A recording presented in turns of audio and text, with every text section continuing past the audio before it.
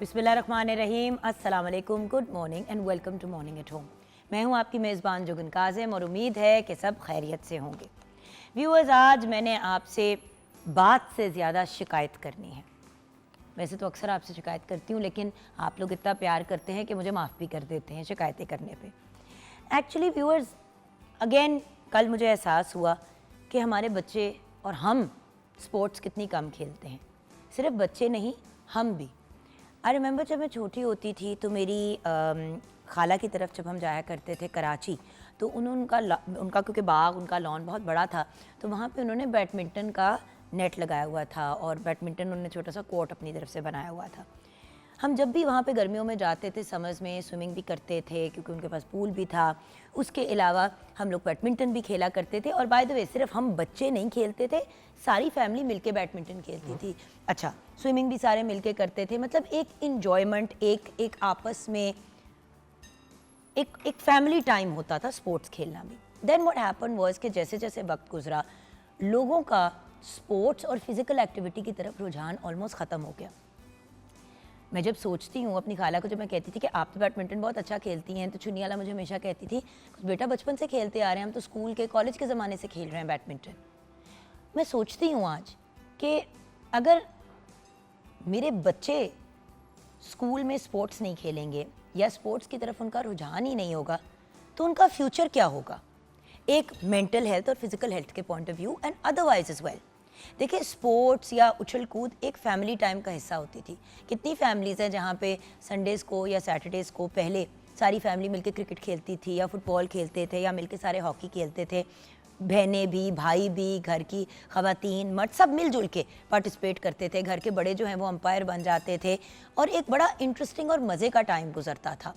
सो एक family time और एक ग्रुप एक्टिविटी के पॉइंट ऑफ व्यू से जब बात करें, लोग कहते हैं आजकल तो करने को ही कुछ नहीं है, सोशल मीडिया ही है। ओ भाई, सोशल मीडिया इसलिए है क्योंकि हमने दूसरी चीज़ों से अपने आप को दूर कर लिया है। फिज़िकल एक्टिविटी, एक्चुअली फिज़िकली जाके ऑन ग्राउंड स्पोर्ट्स खेलने का नेमुल बदल कोई नहीं है।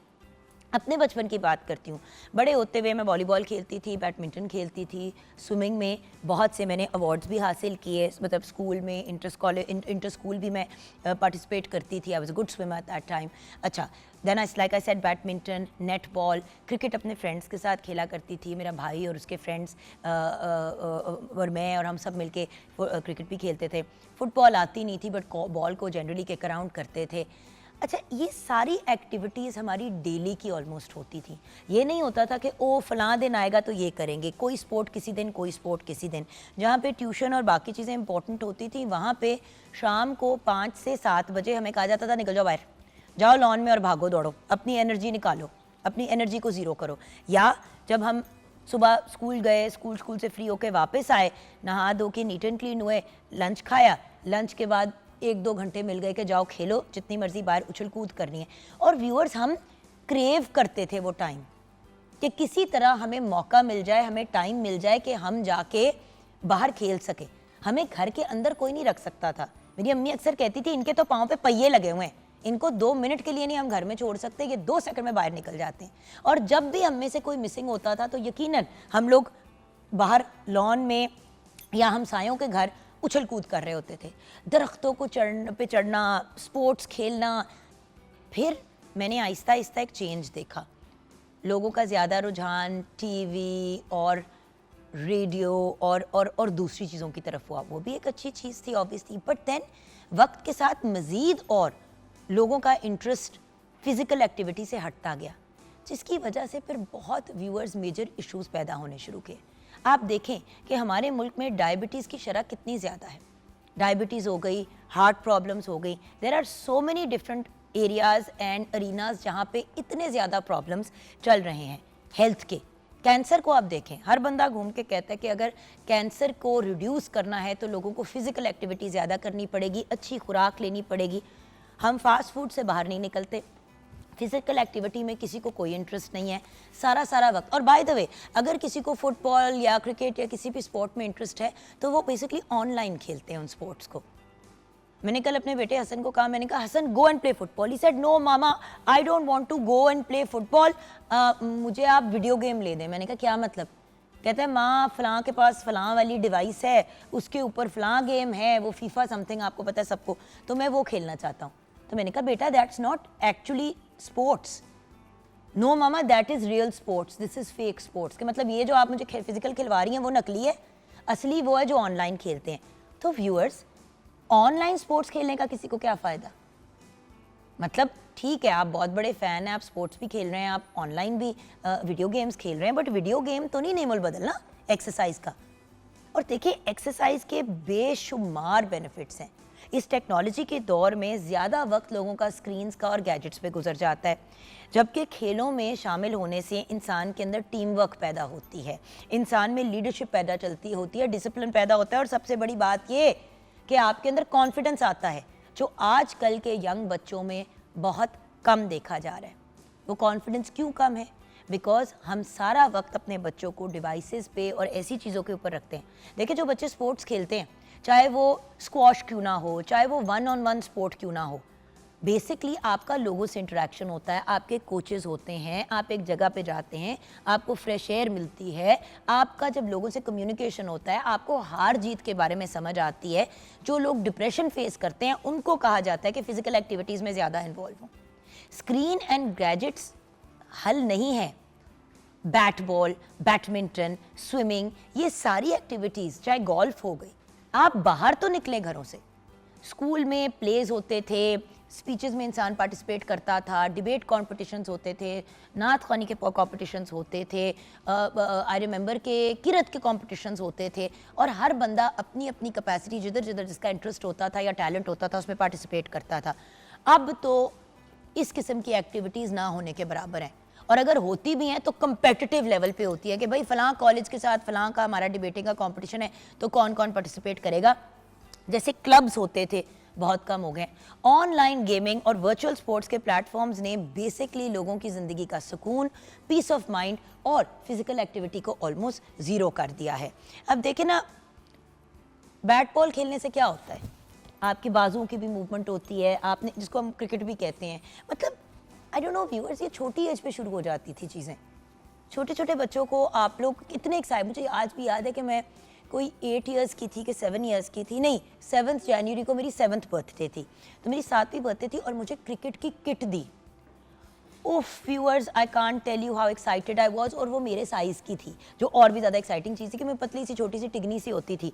सो वो स्पोर्ट्स की जो मुझे किट दी गई, और बैट भी प्लास्टिक वाला नहीं, प्रॉपर वो लकड़ी वाला बैट छोटे साइज़ का। उफ व्यूअर्स, वो मेरी ज़िंदगी का खुशी मतलब हैप्पीएस्ट डे था। और उसी के बरक्स कुछ साल पहले जब मेरे बेटे हमज़ा को उनके किसी फ्रेंड के ने उसकी बर्थडे पे पूरा किट दी उसकी क्रिकेट की, तो उसने उसको देखा, उसने कहा हाँ ये कूल है, और वो वहीं की वहीं पड़ी रह गई। और उसी के ऑपोजिट जब मुझे बैट बॉल इस तरह से दिया गया, मैं 7 साल की थी, कोई 10 साल की उम्र तक वो घिस गया था बैट, उसके नी पैड्स वगैरह सब, और मैं बड़ी भी हो गई, और मुझे अब ये था कि अब मुझे इससे बड़ी किट कब मिलेगी। बट हमारे बच्चे तो सिर्फ मकरों लाने वाला काम करते हैं, they don't want to deal with these things. I know दुनिया डिजिटल हो गई है, बट डिजिटल का मतलब ये नहीं है, देखिए दुनिया डिजिटल हो गई लेकिन हम तो डिजिटल नहीं हुए ना, हमारे जिस्म तो डिजिटल नहीं हुए। हमारी बॉडी को तो ये नहीं पता कि इसने ऑनलाइन बहुत सी स्पोर्ट्स खेल रही हैं तो अभी ये सेहतमंद है। आप जब तक एक्सरसाइज नहीं करेंगे, आपके लंग्स नहीं खुलेंगे, आपकी हार्ट फंक्शन बेहतर नहीं होएगा, आपकी ब्रेन एक्टिविटी बेहतर नहीं होएगी, आपके अंदर से एंडोर्फिन्स नहीं रिलीज होंगे।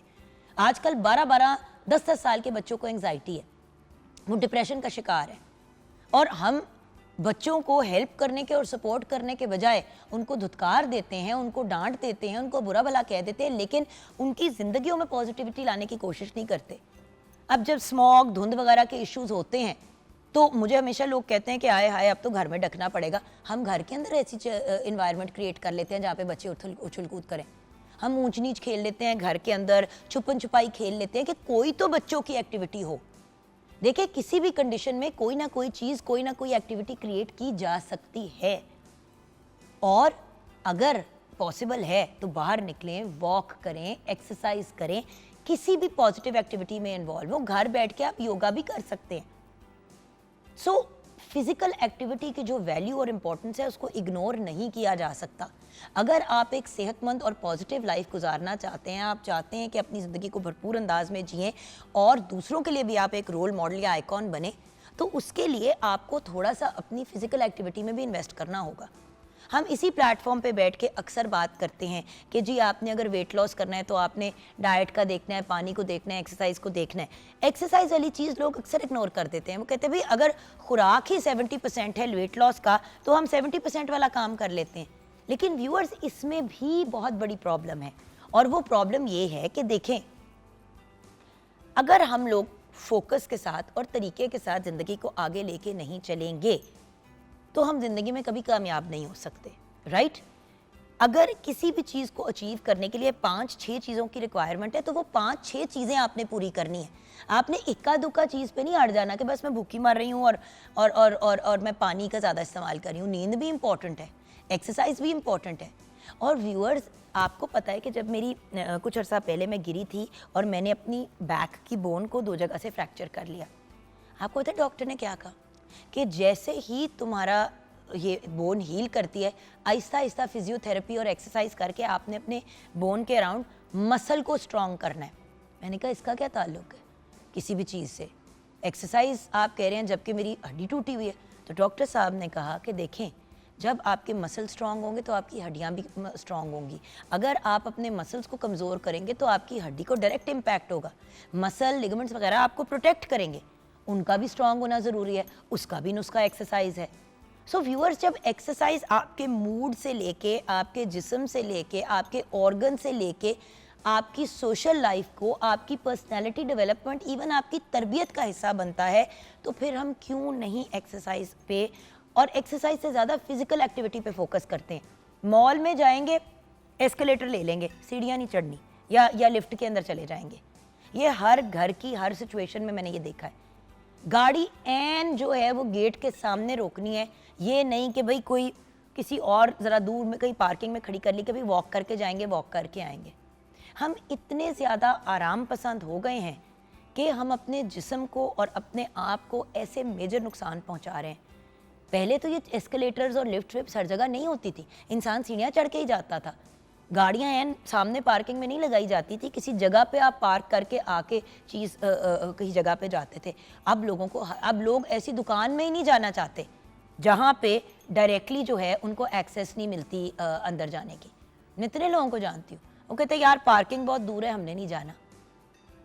आई डोंट अंडरस्टैंड, हम इतने लेजी क्यों हो गए हैं।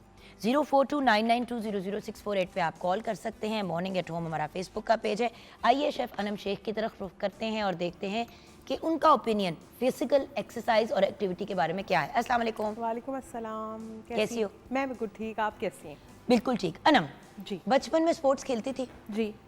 और अभी आपकी इस बात से ना, मैं अभी 2 दिन पहले की बात है कि मैं और मेरी मम्मा ग्रोसरी करके आ रहे थे, तो हम बाहर खड़े हुए थे, तो कुछ बच्चे जो है ना वो खेल रहे थे, बैडमिंटन खेल रहे थे। तो मैं मम्मा जैसे ही गाड़ी में आके बैठी तो मैंने उनको ये बात बोली कि इनको देख के ना मुझे अपना ना प्रॉपर पूरा ना बचपन फ्लैशबैक हो रहा है, क्योंकि मुझे बैडमिंटन इंतहाई लेवल पे पसंद था। और मैं मतलब एक बैडमिंटन और दूसरा मुझे साइकिल चलाने का, दोनों का एक्सट्रीम क्रेज़ था, और मैंने ये दोनों चीज़ें बहुत की हैं। लेकिन फिर मैंने उनको एक और भी बात बोली, मैंने कहा अब देखें वक्त और हालात इस तरह से बदल गए हैं और चीज़ें इतनी बदल गई हैं कि अब शायद अगर अभी मैं आके इधर जैसे ये लोग खेल रहे हैं, इसी तरह मैं अगर बैडमिंटन खेलूँ तो लोग फ़ौरन आपको जज करना स्टार्ट कर देंगे, वीडियोस बना लेंगे सोशल मीडिया पे। फ़ौरन आपको आपको पता है जज मैं स्विमिंग, मैं इवन विमेन जिस तरह क्लब्स वगैरह में स्विमिंग पूल होते हैं, आपको पता है मैंने घर में पूल और बेसमेंट में क्यों पूल बनवाया? क्योंकि एक पॉइंट आया था जब हमारी जो मीडिया की खवातीन थी, सेलिब्रिटीज़ थी, वो स्विमिंग वगैरह जाती थी, तो जब वो स्विमिंग गई तो लोगों ने उनकी वीडियोस बना के वायरल कर दी। तो इस वक्त तो मामला वहाँ पे खड़ा है कि आप कोई भी एक्टिविटी, कोई भी चीज़ नहीं कर सकते विदाउट बीइंग टेप्ड। और अगर आप मीडिया पर्सनैलिटी हो तो आप बिल्कुल ही घर में ढके जाते हो और बंद हो जाते हो। एग्जैक्टली। तो वो बस उधर आके मुझे ये लगा कि देखें, हम अपनी दिल की कोई स्पोर्ट्स हम नहीं कर सकते। देखो ना, बट अनम बात ये कि आपकी बहन है, आपकी मदर है, हाँ जी, आप लोग तो बैडमिंटन खेल सकते हो। बिल्कुल। बट अगेन घर भी छोटे हो गए हैं, बिल्कुल गार्डन लॉन किसी के पास है ही नहीं, हाँ। किधर खेलें बैडमिंटन? सेट पे खेलें। बिल्कुल। तो बात ये कि बाग भी नहीं है, जगहें भी नहीं है खेलने की, और पार्क्स वगैरह में इतने ज़्यादा रूल्स हैं कि जी आपने ये भी नहीं करना, आपने वो भी नहीं करना, आपने ऐसे भी नहीं करना, आपने वॉक करनी है तो कर लें। बिल्कुल। अब तो पिकनिकों पे भी कुछ पार्क्स में पाबंदियां लग गई हैं, तो बंदा कहता है कि फिर बंदा करे क्या। पर देखो अनम, फिर आपको अपने खुद मामलात क्रिएट करने पड़ेंगे, चाहे आप ऑनलाइन योगा देखें, चाहे आप फिजिकल एक्सरसाइज, चाहे आप अपनी घर की सीढ़ियाँ ऊपर नीचे चलें, बिकॉज देखो अनम, आपके ऑर्गन्स शट डाउन कर जाएंगे। बहुत से लोग बात करते हैं अबाउट बीइंग स्किनी, लोग ये नहीं रियलाइज करते कि जो स्किनी बंदा होता है वो स्किनी फैट होता है, इस लिहाज से कि वो पतले तो होते हैं लेकिन अंदर से कोई मसल टोन कुछ नहीं। ये मसल ही आपको प्रोटेक्ट करेगा, बिल्कुल, ये मसल ही आपको एनर्जी देगा। अगर आप ऑलरेडी लागर और बुरी हालत में हैं, आप ये देखो कि डायबिटीज़ आउट ऑफ कंट्रोल है, थायराइड के इश्यूज हर दूसरे बंदे को हैं, ब्लड प्रेशर के इश्यूज, हाई ब्लड प्रेशर का प्रॉब्लम, हाइपरटेंसिव लोग हर दूसरे घर में, वाई? बिकॉज फिजिकल एक्सरसाइज नहीं हो रही, वो सारी चीज़ आपके अंदर एक्यूमुलेट होती जा रही है और फिर आपको प्रॉब्लम्स होती हैं। ऐसा ही। तो ऐसा करते हैं कि ब्रेक की तरफ जाते हैं। ब्रेक के बाद जब वापस आएंगे तो शेफ़ अनम हमें बताएंगी कि आज वो किचन में पता नहीं क्या अपने से बड़े साइज़ का तो तवा ले आई हैं, तो अब उस तवे पे क्या करेंगी ये हम ब्रेक के बाद जानेंगे।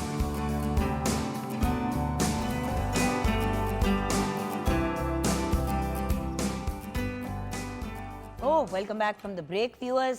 उम्मीद है कि आप अभी खैरियत से ही होंगे।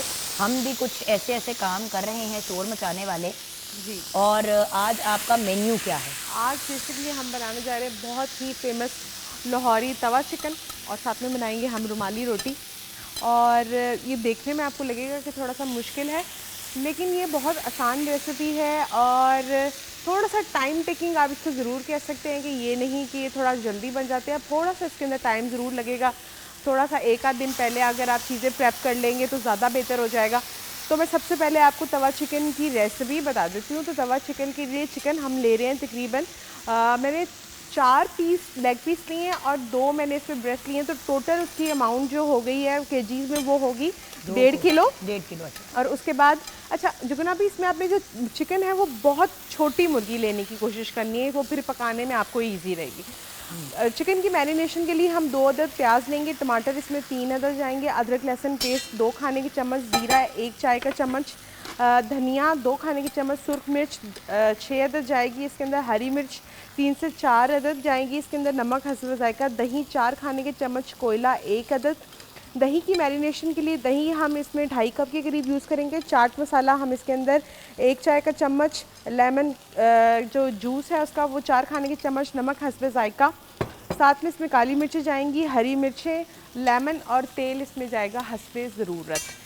सिंपल रेसिपी है, बहुत ही आसान। आपने सबसे पहले क्या करना है कि आपने ज़ीरा और सूखा धनिया को अलग से किसी भी पैन में रोस्ट कर लेना है। रोस्ट करने के बाद आपने टमाटर, प्याज और उसमें ये आपने ज़ीरा, सूखा धनिया, साथ में साबुत लाल मिर्चें आप चाहें तो लाल मिर्च का पाउडर भी इसके अंदर ऐड कर सकते हैं। साथ में आपने थोड़ी सी ग्रीन चिली ऐड करनी है ताकि एक आपके अंदर इसके अंदर एक फ्लेवर आ जाए चिकन के अंदर। उसके बाद आपने 4 से 5 टेबलस्पून भर के दही के डालकर आपने वो उस पेस्ट बना लेनी है, और वो पेस्ट आपने चिकन को कट्स लगाकर आपने उसके अंदर उसको लगाकर रख देना है। बेहतर यही है कि अगर आप उसको 1 रात पहले करें। अच्छा। और 1 रात जब पहले होगा तो ही अच्छी तरीके से। अच्छा, प्याज क्या करेगा? प्याज बेसिकली आपके चिकन को टेंडर करेगा।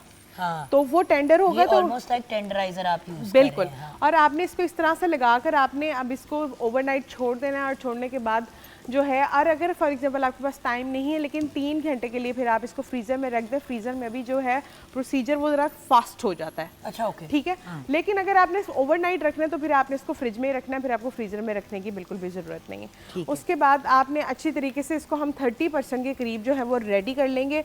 रेडी करने के बाद हम इसको कोयले का स्मोक लगाएंगे, और लगाकर अब हम क्या करेंगे कि कोयले का स्मोक जैसे ही लग जाएगा कोयला रिमूव कर देंगे। और अब बारी आ जाती है इसकी योगर्ट मैरिनेशन की। अच्छा, ये जो मैरिनेशन बची हुई है ये भी हम योगर्ट के अंदर ऐड कर देंगे। इसमें चाट मसाला जाएगा, काली मिर्चें जाएंगी, इसमें थोड़ा सा हम नमक ऐड करेंगे, लेमन जूस डालेंगे इसके अंदर, और डालकर हम जो है ये एक योगर्ट रेडी कर लेंगे। और उसके बाद जब डाल दूं? जी डाल दें। उसके बाद जब चिकन हमारा रेडी हो जाएगा 30%, तो आहिस्ता आहिस्ता हम इसके ऊपर जो है वो योगर्ट डालेंगे। और साथ में यहाँ पे मैंने लेमन स्लाइसेस और ग्रीन चिलीज़ को कट करके रखा हुआ है, इनको भी जो है हम ग्रेजुअली आहिस्ता आहिस्ता डालते जाएंगे। एकदम से आपने बिल्कुल भी नहीं डालना, साथ साथ आपने ऊपर लेमन जूस डालते जाना है। अभी तो नहीं हुआ। अच्छा ये हाँ। ये यहाँ आ गया, तो इसकी जगह हम इसको यहाँ रख देते हैं। एक्चुअली थोड़ा सा आपको इसको मूव अराउंड भी करना जी बिल्कुल, पड़ता है। मूव अराउंड करेंगे तो ही उसको एक अच्छा सा कलर आ जाएगा। अगर आपके पास घर में टाइम है, आपके पास अंगीठी है, तो बहुत अच्छा है कि आप उसके ऊपर इसको डायरेक्टली ग्रिल कर लें। आपके पास अगर तंदूर लगा हुआ है या आपके पास अगर घर में तंदूर अवेलेबल है तो आप उसके अंदर भी इसको ग्रिल कर सकते हैं। मेन मकसद है हमें इसको ग्रिल करना, ठीक है, क्योंकि पकना इसमें, जब दही इसके अंदर डलेगी आहिस्ता आहिस्ता तब ही ये पकेगा। अच्छा, बिल्कुल सही। मुर्गी का साइज़ तकरीबन 1-1.25 किलो से ऊपर की मुर्गी आपने नहीं लेनी, नहीं तो वो फिर आपको पकाने में बहुत प्रॉब्लम होगी। तो ये छोटे छोटे से जो हैं इसके अंदर, आप चाहें तो इसके अंदर रेगुलर जो है वो भी यूज़ कर सकते हैं। मतलब अगर आपको लेग पीस नहीं बड़े बड़े चाहिए तो आप छोटे लेग पीस भी जो है मेरे तुम ना अच्छे अच्छे कपड़े जो है ना उन पे सालन मलवा लेती हो। आप इधर आ जाएं, बहुत चींटे उड़ेंगी। तो मुझे फिर क्यों उस काम पे लगाया है? अच्छा जी, इसमें मैंने चाट मसाला डाला है, थोड़ी सी और काली याद मिर्च रखिए वो डाली। पिछली मैरिनेशन वाले ही बोल में हमने उल्टाया, Exactly. ताकि सारा का सारा फ्लेवर आ जाए। और याद रखना है कि ये मसाला प्रॉपर कुक होगा इसके ऊपर, बिकॉज इसमें रॉ चिकन थी। एग्जैक्टली।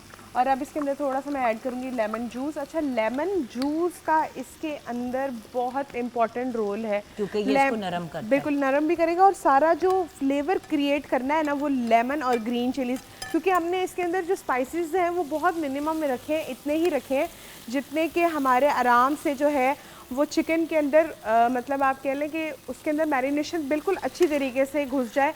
रात को मैरिनेशन करने का रीज़न यही है कि तकरीबन इसको 10 से 12 घंटे मैरिनेशन का टाइम मिल जाए, ताकि आपका चिकन जो है वो अच्छे से कुक हो जाए।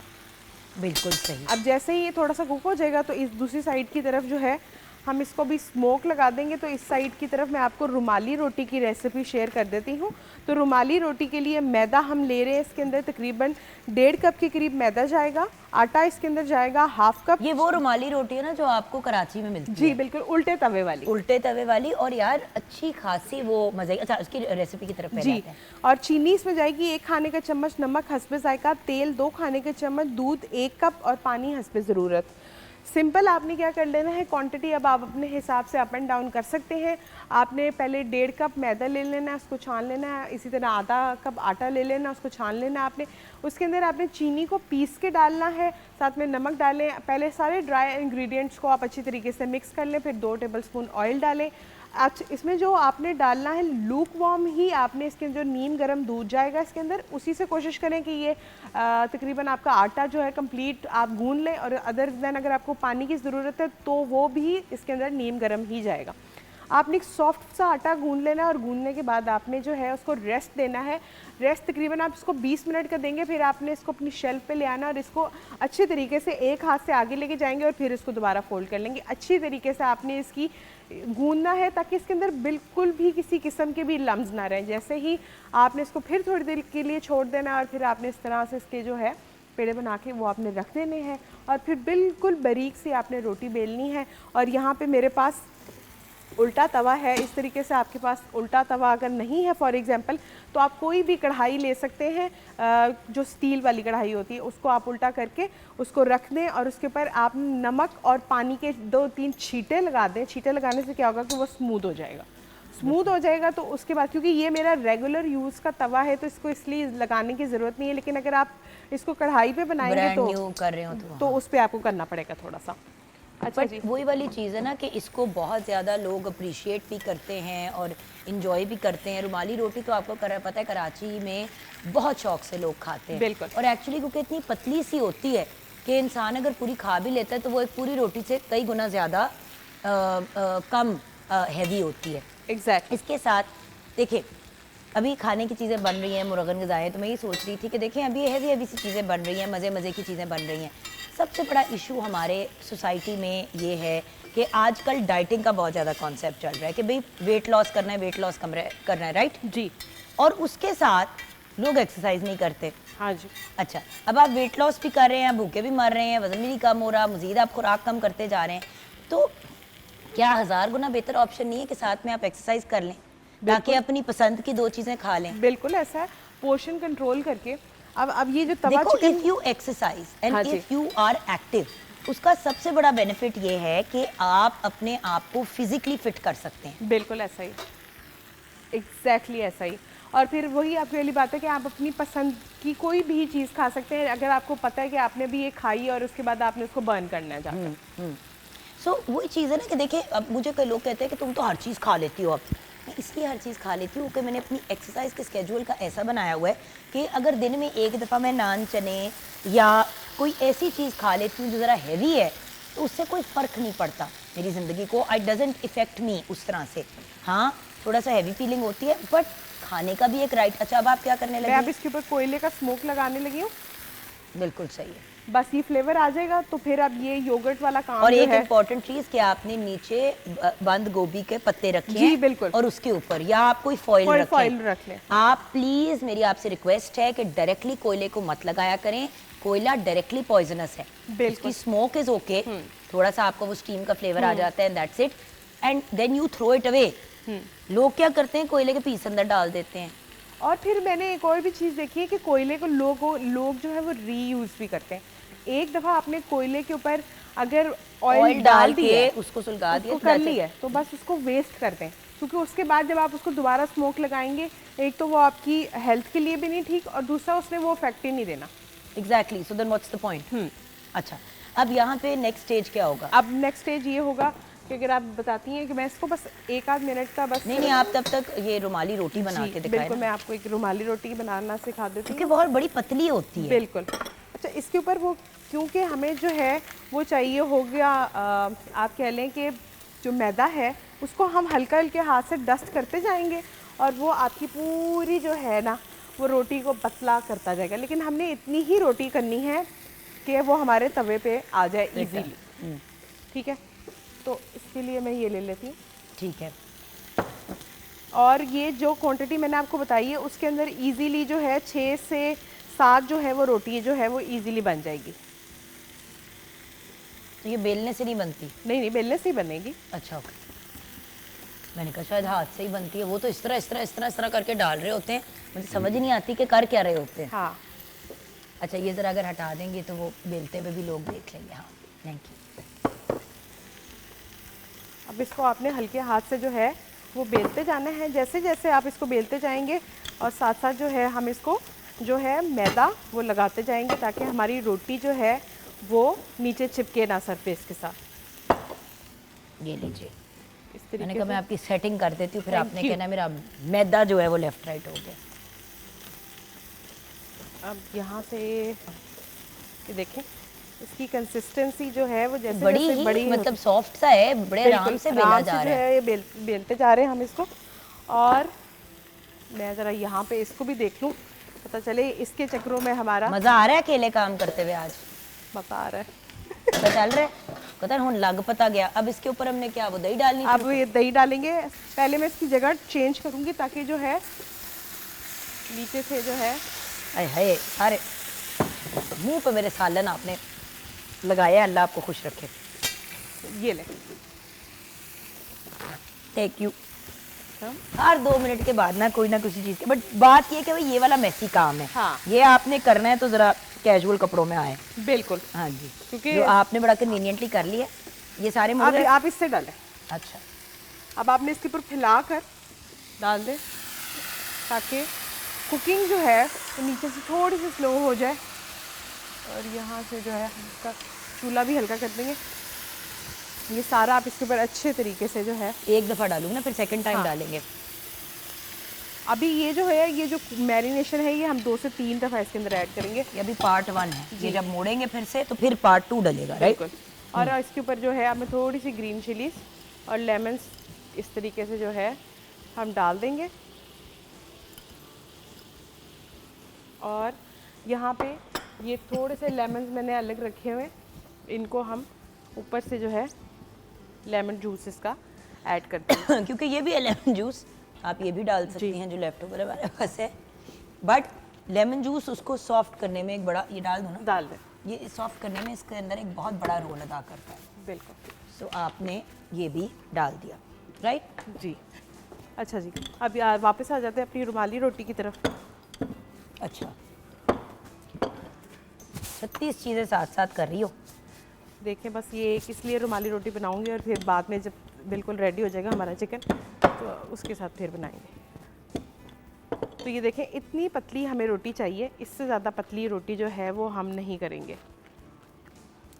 ठीक है जी, इस तरीके से आपने अपने तवे पे इसको डाल देना और बस। अमेजिंग। वो देखें अब रुमाली रोटी पतली सी, मतलब ये चपाती की भी छोटी बहन है। बिल्कुल, ये वो रोटी है जिसको लाइक मेरा ख्याल है कि आप 2 भी खा लेंगे ना तो आपको ऐसा लगेगा कि आपने बहुत ही कोई लाइट चीज़ ला, लेकिन 2 ना खाए ना। 2 ना खाएं।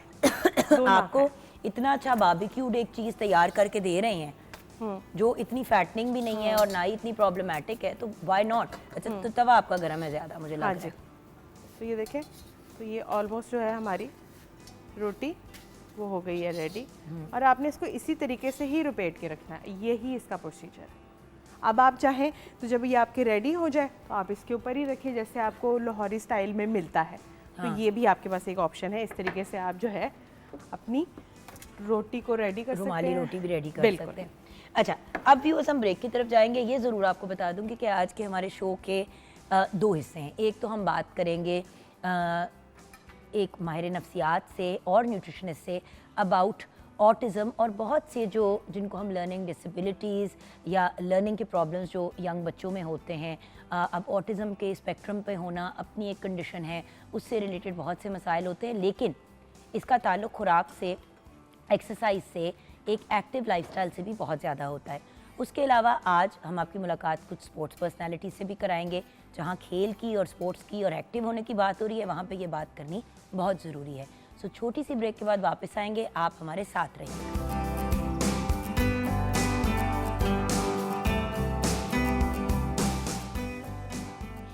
Welcome back from the break viewers.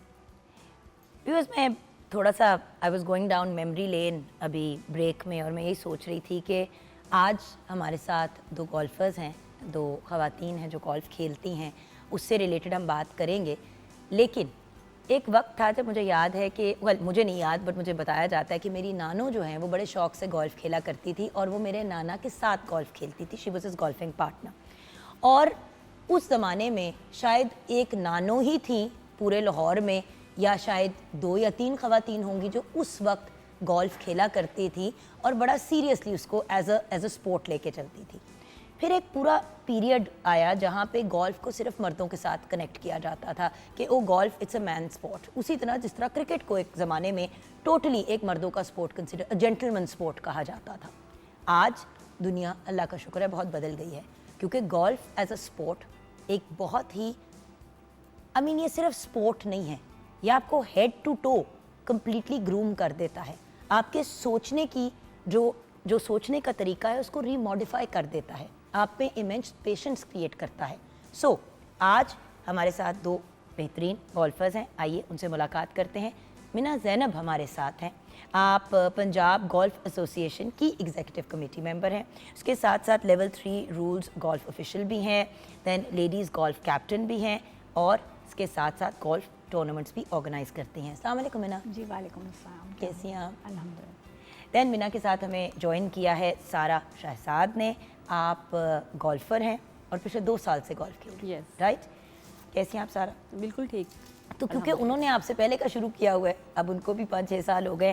So Mina ji, golf का क्यों इंतखाब किया? हज़ारों स्पोर्ट्स हैं, यूजुअली गोल्फ़ का इंतखाब जब स्पोर्ट्स की बात हो तो लोग नहीं करते, एज वुमेन स्पेशली। जी, I have been playing sports all throughout my life. I was in the basketball team and the swimming team of my college. But ये कि later age पे ये हुआ कि because my husband is very fond of golf, so ये होता था कि normally when we used to go on vacations, तो I used to be stuck in the hotel and he used to just go out and play. तो actually ये शुरू तो इसी तरह हुआ था कि मैंने इसलिए खेलना शुरू किया था just for recreational purposes. लेकिन फिर बाद में ज़ाहिर है वो मुझे लगा कि क्योंकि आप आपने स्पोर्ट्स शुरू से किए हो तो आपकी वो उसमें अच्छा, पहले क्या excel स्पोर्ट्स करते हैं। खेलती थी आप? जी, मैं बास्केटबॉल खेलती थी, स्विमिंग करती थी, ये सारा। लेकिन ये कि और वर्कआउट तो खैर throughout my life I have been working out. So ये है कि फिर वो ज़रा पिक करना आसानी होता है अगर आप you're into workouts and sports पहले भी, तो थोड़ा सा पिक करना आसान होता है। तो जब फिर मैंने ये शुरू की तो I excelled and I also played some tournaments and I won those. तो फिर मुझे ज़्यादा मोटिवेशन हुई खेलने की, तो फिर मैंने जो है इसके बाद ये हुआ कि फिर जब मैं खेल रही थी तो उसी वक्त मैंने ये कमी महसूस की, जैसे आपने बताया कि जेंट्स की ज़्यादा गेम है, कि ओपन टूर्नामेंट्स में एक बिल्कुल ही सब साइड लेडीज़ को करके उनकी एक कैटेगरी बना के एक दिन खिलाते थे और ज़्यादा इम्पोर्टेंस लेडीज़ गोल्फ को नहीं थी। लेकिन सिंस लास्ट 4-5 इयर्स हमने ladies exclusive matches, golf matches arrange करना शुरू किए हैं जिसमें हर कैटेगरी की लेडीज़ पार्टिसिपेट कर। लेकिन मेरा एक सवाल है, गोल्फ क्या ऐसी स्पोर्ट नहीं है, क्योंकि कॉन्टैक्ट स्पोर्ट नहीं है ना, तो क्या गोल्फ के टूर्नामेंट्स मेल फीमेल दोनों के नहीं हो सकते at the same time, mixed जिनको हम कहते हैं? एग्जैक्टली लेकिन ये है कि हम compete नहीं कर सकते आदमियों के साथ, इसलिए कि जाहिर है कि उनकी स्विंग एंड वो उनके डिस्टेंसेस बहुत ज़्यादा होते हैं, तो थोड़ा सा अनफेयर हो जाएगा कि अगर हम बगैर किसी उसके टोटल होता है। ऐसे भी होते हैं जिस तरह अब हम एक कपल्स लीग शुरू करने वाले हैं जिसमें कपल्स खेलेंगे, और इस तरह भी होता है। लेकिन लेडीज़ एक्सक्लूसिव मैचेस में ये होता है कि हर तरह की क्वालिटी का प्लेयर जो है वो पार्टिसिपेट करता है। एक्चुअली 2 तरह के हमारे पास गोल्फर्स हैं, एक जो सोशल या रिक्रिएशनल गोल्फ खेलते हैं जैसे कि मेरे शौहर जी, और मेरा सारा खानदान जी, और एक ये है कि फिर वो थोड़ा सा अपनी गेम Competitive level पे कम्पेटिटिव लेवल पे आ जाते हैं। तो हम सब कैटेगरीज को कैटर करते हैं। लेडीज़ मैचेस सोशल प्लेयर्स भी होती हैं और प्रोफेशनल प्लेयर्स भी होती हैं। आपका जर्नी गोल्फ की तरफ कैसे शुरू हुई? First of all I am extremely thankful to you, आपने हमें यहाँ पे अपने शो पे बुलाया, फीलिंग ऑनर्ड। मैंने जस्ट गोल्फ स्टार्ट की थी 2 इयर्स बिफोर ना। मेरे हस्बैंड गोल्फर हैं एक्चुअली, तो मुझे मोटिवेट करने में मुझे लग रहा है कि मैं सिर्फ हम तीनों में से बची रही हूँ, क्योंकि मेरे मियाँ ने हर चीज़ का जोर लगा लिया कि babe I get you golf club. मैं, और सॉरी अब मुझे डांटना नहीं है आप लोगों ने, बट मैं जान छुड़ाने के लिए मैंने कहा golf is not a sport, it's just टहलना। जबकि दुनिया की फिजिकल हेल्थ, आपकी mental health, exactly the amount you walk and obviously upper body strength नहीं होगी तो कहाँ से स्विंग करोगे। बट वही वाली बात होती है ना कि I am more of a contact sport person. मैंने क्रिकेट खेलनी है, मैंने जाके फिजिकली ऑन ग्राउंड जाना है। ऑल्सो जो मेरी अंडरस्टैंडिंग थी, जो मैंने बचपन से एक बात सुनी है कि गोल्फ बड़ी छोटी उम्र पे शुरू करा देनी चाहिए। जैसे कि हमजा मेरे बेटे ने गोल्फ शुरू की थी at about, he was about 4 years old, तो हमने उसके लिए स्पेशल चाइना से गोल्फ का सेट मंगवाया था उसके क्लब्स का। देन हसन ने भी कोई 3-4 पे, अब हसन रेगुलरली बाप के साथ जाता है सैटरडे संडेज को गोल्फ खेलने के लिए, और नूर बानो अब 4 साल की हो गई, अब उनकी भी बारी शुरू हो जाएगी। तो मेरी अंडरस्टैंडिंग ये थी कि गोल्फ बड़ी छोटी उम्र पे अगर शुरू करो तो बेहतर आपको उसका रिजल्ट। जाहिर सी बात है, अगर आप छोटी अपनी बिल्कुल यंग एज से अगर अपनी गोल्फ स्टार्ट करते हैं तो आपका स्विंग बेहतर होता है। आप डेली, आपको पता होता है, एक आपका सेल्फ कॉन्फिडेंस इम्प्रूव होता है। आप डेली बेसिस पे जाते हैं, डेली आप खेलते हैं, तो उससे बड़ा ज़ाहिर ग्रूमिंग आपकी होती रहती है ना डे बाय डे। अगर आप स्टार्ट करते हैं बिल्कुल छोटी एज से तो बहुत ज़्यादा बहुत बेहतर होता है स्विंग से। आज मैंने स्टार्ट किया 2 इयर्स बिफोर, तो मेरा इतना मेरा स्विंग अच्छा है, बट नॉट जैसे कि दूसरे बच्चों का अच्छा होता है, क्योंकि वो बिल्कुल अर्ली एज से स्टार्ट कर देते हैं गोल्फ खेलनी। तो हमारा अभी वो लेवल नहीं आया है कि हम लोग उस लेवल पे जाके अपना गोल्फ स्टार्ट करें। लेकिन नो डाउट कि ये छोटे बच्चों को ही स्टार्ट करनी चाहिए, उससे ज़्यादा उनकी गेम इम्प्रूव होगी। बट मीना जी, एक ऐसी दुनिया में जहाँ पे हम इससे बाहर नहीं निकल पाते, तो कहाँ से हम बच्चों को कोई भी स्पोर्ट शुरू कराएं? आपको पता है, चाहे आप गोल्फ की बात करें, चाहे आप टेनिस की बात करें, स्क्वॉश की बात करें, इन सब स्पोर्ट्स में कहते हैं छोटी उम्र पे शुरू करो, जब बच्चे 4-5 साल के हो, ताकि उनमें डिसिप्लिन आए। देखिए मेरा पॉइंट ये कि व्यूअर्स, कोई भी चीज़ करनी है तो बेस्ट करें, और अगर हम अपने बच्चों को इक्विप करेंगे तो वो प्रोफेशनली भी खेल सकते हैं, और प्रोफेशनल गोल्फर्स तो बहुत पैसे कमाते हैं। बिल्कुल ऐसे जी इसमें आप अगर मेरा ये मानना है कि आप बच्चों को जो कहते हैं ना वो कम उस पर अमल करते हैं, rather than when they watch. when they watch you doing outdoor activities, they are more motivated to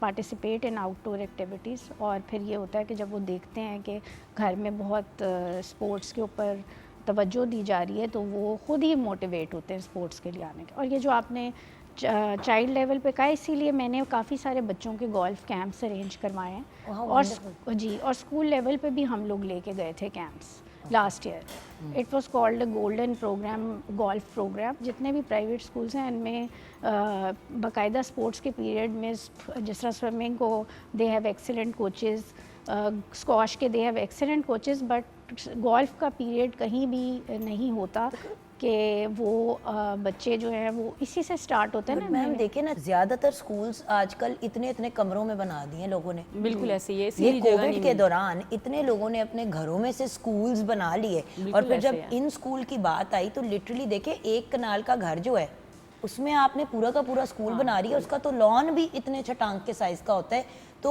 golf क्या मैम, वहाँ पे तो आप पीटी नहीं करा सकते। लेकिन नहीं, नहीं, इसमें वो ज़रूरी ये- है कि आपके हाँ। जो पेरेंट्स हैं ना, उनको ये चाहिए कि वो अपने बच्चों को लाइक जिस तरह ये बता रही हैं कैंप्स लगाए हैं, बच्चों को मोटिवेट करें, बच्चों को लेके जाएं, बच्चों को घर में बैठ के अब जो आप देखिए ना, मैम स्पोर्ट्स खुद दे रही करती हैं, वो हाँ खुद जी, करती हैं, खुद भी करती स्पोर्ट्स हैं। पर्सन रही, आप खुद भी करती हैं।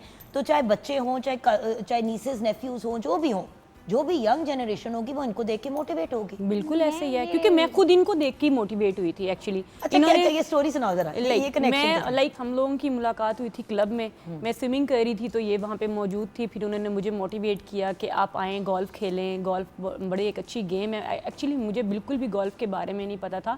मैंने अपने मतलब चाइल्डहुड में बैडमिंटन तो मेरी स्पोर्ट्स थी, मैं खेलती थी। सेम हियर, हाँ यार, badminton and volleyball. But I like badminton, तो मैं बैडमिंटन से मैंने स्टार्ट किया था, लेकिन वो भी मैंने इतनी कंटिन्यूसली नहीं खेली थी, लेकिन मुझे अच्छी लगती थी बैडमिंटन खेलना। फिर उन्होंने मुझे मोटिवेट किया, कैंप लगे हुए थे हमारे क्लब में, तो हम वहाँ गए, कैंप्स में हम लोगों ने ज्वाइनिंग दी और मैंने गोल्फ स्टार्ट कर दी। मैंने 2 इयर्स में, जुगन मैं आपको बताऊँ, मैंने बहुत सारी अचीवमेंट्स इन 2 इयर्स में, मैंने बहुत ज़्यादा टूर्नामेंट्स विन किए हैं। मैंने 2 इयर्स में हमेशा मैं विनर ही रही हूँ अपनी कैटेगरी, एमेचर्स कैटेगरी में, कैटेगरी बी में, सी में। फर्स्ट मेरी कैटेगरी सी थी। प्रोफेशनल विच भी आ जाओ ना अब इंशाल्लाह। जरा मेहनत अभी मैंने करो। 2 इयर्स में 36 हैंडीकैप होता है, लेडीज को जो अलाउ होता है ना, starting you are starting from 36 handicap. But आप कहाँ पे हो अब? मेरा 20 हो गया है माशाल्लाह, विद इन 2 congratulations। इयर्स। मैंने अपने 16 हैंडीकैप मतलब अपना डाउन किया है, अब मैं 20 पे हूँ और मैं इंशाल्लाह नेक्स्ट मेरा यही टारगेट है, मैंने प्रोफेशनल में जाना है। लेकिन मैम एक बात बताएं, आप जब इस तरह यंग लोगों को लेके आ रही हैं और अपने जानने वालों को, तो इंसान पहले अपनों से ही शुरू करता है और इर्द गिर्द जहाँ इंटरेक्शन होता है, चले क्लब में मुलाकात हो गई, बच्चों के स्कूल के वो उसमें हो गया, हस्बैंड के साथ किसी डिनर पे गए, वहाँ किसी को मोटिवेट कर दिया, लेकिन कितना एफर्ट। अब देखिए ना, कुछ स्पोर्ट्स होते हैं जिनको आप 45, जिस तरह स्क्वाश आप दिन में 45 मिनट से घंटा ही खेल सकते हैं, even if you are professional player, सुबह खेलेंगे शाम को खेलेंगे, मैक्सिमम हड्डियां रह जाती हैं। गोल्फ को मैम टाइम कितना देना है? जी, आपको शुरू में जब आप स्टार्ट करते हैं तो आपको you have to be very patient, क्योंकि बहुत पेशेंटली जब आप रेंज करते हैं तो आपको रिजल्ट्स बड़ी देर के बाद मिलते हैं। जैसे आपकी अगर आई हैंड कोऑर्डिनेशन है तो आप जल्दी स्क्वॉश में एक्सेल करना शुरू कर देते हैं, मगर इसमें आपको जितना आप प्रैक्टिस करेंगे उतना ही अच्छा आपका गेम क्योंकि होगा। मैंने सुना कि इसका दिमाग से बहुत ताल्लुक है, ये Exactly. स्ट्रेटेजिक गेम है, ऑब्वियसली ये फिजिकल गेम नहीं है सिर्फ। देखिए कुछ गेम्स होती हैं जो आप खेलते हो बेसिक रूल्स को जहन में रख के, गोल्फ में तो पूरी स्ट्रेटजी बनानी पड़ती है। जब आप गोल्फ खेलने जाते हैं ना, आप जाते हैं फेयरवेज पे, जब आप होते हैं, आपने शॉट लगानी होती है, तब आप ये नहीं सोच रहे होते मैं घर में ये काम छोड़ के आया हूँ, मैं वो काम छोड़ के आया हूँ। आपने उस टाइम अपनी गोल्फ पे तवज्जो देनी होती है, मेरी शॉट्स में मैंने किस तरह का स्विंग करना है। ये बड़ी आपकी ना मेंटल उधर बहुत ज़रूरी होती है। अच्छा देखिए, एक तो अचीवमेंट्स होती हैं जो हमारे पास कागज़ पे लिखी होती हैं, और एक अचीवमेंट्स होती हैं जो आप पर्सनली महसूस करते हैं कि आपकी हैं। मैंने जी आपसे शुरू करना चाहूँगी, अपनी गोल्फ के पॉइंट ऑफ व्यू से या स्पोर्ट्स के पॉइंट ऑफ व्यू से पर्सनल अचीवमेंट्स आप क्या समझती हैं? जी, मैंने पीजीए का तो मैंने एग्जेक्टिव मेंबर हूँ, मैंने Of course, सारी लेडीज़ के काफ़ी सारे इवेंट्स, एक्सक्लूसिव लेडीज़ इवेंट्स और कपल इवेंट्स भी। ये मैंने पहली दफ़ा husband and wife golf tournament शुरू किया था in Lahore, and it has been now 4 years के हर साल ये टूर्नामेंट होता है। उससे होता है कि फैमिलीज़ का आपस में भी हस्बैंड एंड वाइफ इकट्ठे एक कंपेटिटिव लेवल पे खेल रहे होते हैं। इसके अलावा ये है कि जो है ना, गेम ऑफ जेंटलमैन गोल्फ को कहते हैं, गेम ऑफ रूल्स कहते हैं, तो इसमें रूल्स फॉलो करना बहुत इम्पॉर्टेंट है। और उसके लिए ये है कि रूल्स का हम वेरियस सेमिनार्स कंडक्ट करते हैं यहाँ पे, और मैंने अब अपनी डिग्री की है रूल ऑफिशियल की, लेवल 3 की, from Malaysia. Oh wow, congratulations, thank that's you so amazing. Much ji. तो ये है कि वो बहुत हेल्प करती है। अब यहाँ पे हम ये तो आपने अभी शौकिया फनकार बन के एक चीज़ शुरू की और आप तो उसमें वन ऑफ द लीडर्स बन गई जी माशाल्लाह। अल्हम्दुलिल्लाह, अल्लाह का ये शुक्र है। हमारी क्लब की लेडी कैप्टन भी है ना। ऑफ कोर्स हाँ जी। Golf captain also. हाँ जी।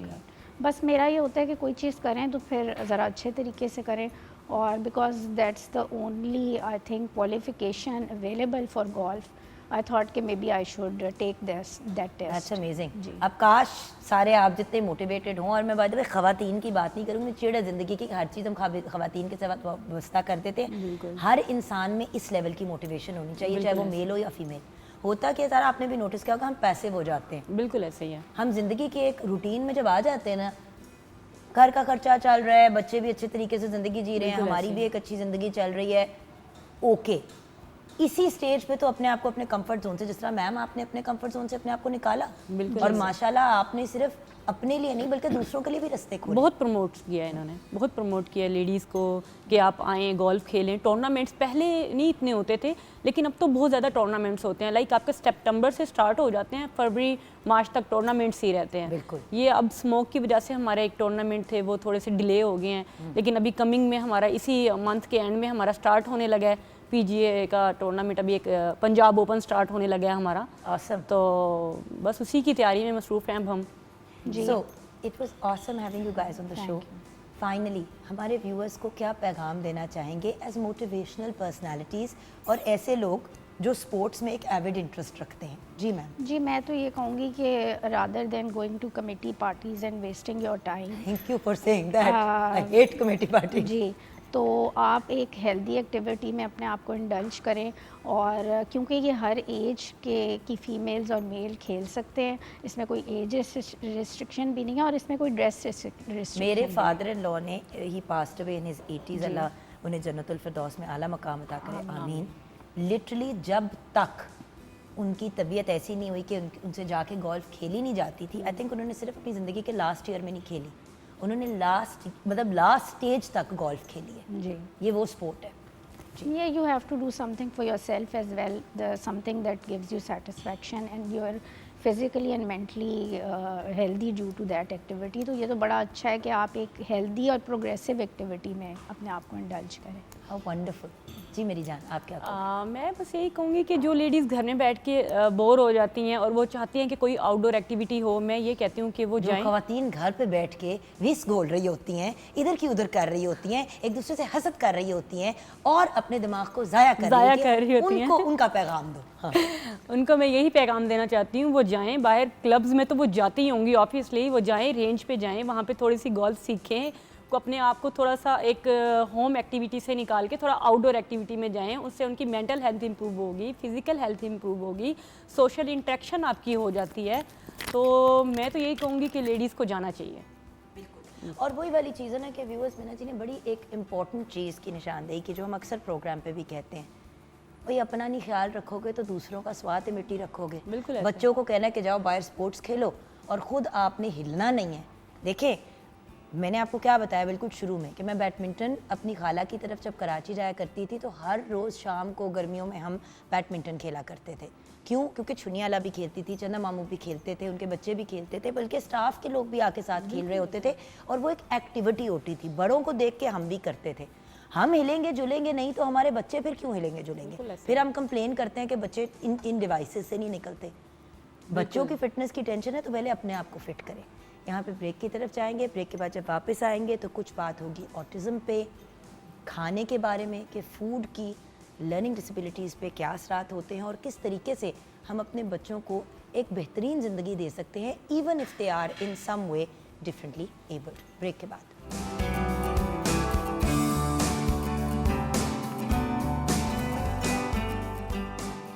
Welcome back from the break viewers.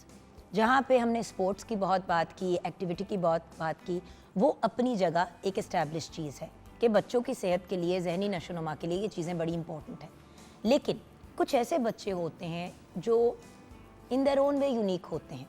जैसे कि अगर कोई बच्चा स्पेक्ट्रम पे है तो उसको ऑटिस्टिक कहा जाता है, या अगर किसी बच्चे को ADHD हो जिसको हम attention deficit hyper activity disorder भी कहते हैं, और ऑटिज़म इन दोनों को सबसे पहले तो हम अंडरस्टैंड करेंगे और उसको कनेक्ट करेंगे खुराक से, क्योंकि व्यूअर्स, हम क्या खाते हैं, हम क्या पीते हैं, हमारी एक्टिविटी लेवल कितनी है, हमारी नींद कितनी पूरी हो रही है, ये सारी चीज़ें हमारी मेंटल हेल्थ को इफ़ेक्ट करती हैं। और अगर कोई लर्निंग डिसेबिलिटी या लर्निंग से रिलेटेड किसी बच्चे को प्रॉब्लम हो तो उसकी खुराक और इन चीज़ों का खास ख्याल रखना पड़ता है। अब बहुत से लोग ऑटिस्टिक बच्चों को एक्सरसाइज नहीं करवाते, जबकि वो उनकी बॉडी की एक ज़रूरत होती है। अच्छा, सेम थिंग विद ADHD के बच्चे, वो नेचुरली क्योंकि हाइपर होते हैं और क्योंकि पेरेंट्स को फेयर होता है कि यार ये बहुत ज़्यादा एंग्शियस हो जाता है, हाइपर हो जाता है, तो उनको भी एक्सरसाइज नहीं कराते, उनको घरों में बिठा बिठा के वीडियो गेम्स दिखाते रहते हैं। होता ये टीवी दिखाते रहते हैं या वीडियो गेम्स खिलाते रहते हैं। इससे उनका जो भी कंडीशन होता है वो पहले से ज़्यादा वर्स हो जाता है या मज़ीद प्रॉब्लमेटिक हो जाता है। सो आज इस टॉपिक पे बात करने के लिए हमें ज्वाइन किया है ज़ारा अली ने, जो कंसल्टेंट क्लिनिकल साइकोलॉजिस्ट है, माहिर नफ्सियात हैं। अस्सलाम वालेकुम ज़ारा। वालेकुम अस्सलाम। और क्योंकि ज़ारा ज़्यादातर काम बच्चों के साथ करती हैं तो हमने इनको रिक्वेस्ट की कि आज के प्रोग्राम का हिस्सा बने। देन ऑफ कोर्स जब खुराक की बात आती है तो हमारे पास तो सर फहरिस्त जो नाम आता है वो उसी डाइटिशियन, न्यूट्रिशनिस्ट और फूड टेक्नोलॉजिस्ट का है, जिसका नाम है ज़ैनब गोंदल।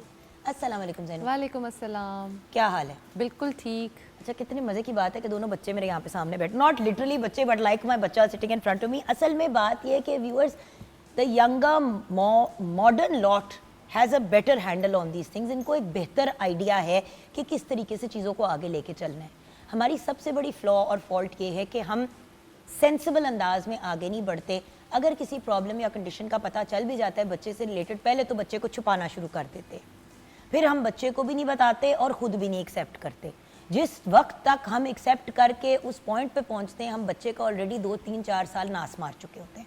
सो ज़ारा, सबसे पहले तो मैं जानना चाहती हूँ कि ADHD क्या है और ऑटिज़म क्या है, उसके बाद उससे स्पेसिफिक बात करेंगे। मुझे पहले दोनों चीज़ें डिफाइन कर दो। Okay. Basically autism spectrum disorder, it is also a non neuro developmental disorder. ये भी एक ब्रेन बेस्ड डिसऑर्डर है, जिसका मतलब है कि नॉर्मल ब्रेन से जो ऑटिस्टिक बच्चे होंगे उनका जो ब्रेन है वो थोड़ा सा डिफरेंट होगा। अब इसके सिम्टम्स क्या होते हैं? जो ऑटिस्टिक जो स्पेक्ट्रम पर बच्चा होता है उसके सबसे ज़्यादा जो मेन साइंस हमें मेन पता होना चाहिए वो है उसकी सोशल कम्युनिकेशन और रेसिप्रोकल कन्वर्सेशन जो होती है वो वीक होती है। यानी स्पेक्ट्रम का वर्ड यूज़ किया जाता है, इससे मुराद क्या है? स्पेक्ट्रम तो एक स्पेक्ट्रम होता है जी। तो ऑटिज्म और स्पेक्ट्रम, लोग कहते हैं कि वो the child is on the spectrum, या कहते हैं ऑटिस्टिक है। ऑन द स्पेक्ट्रम क्यों? क्या ऑटिज्म मुख्तलिफ किस्म की होती है?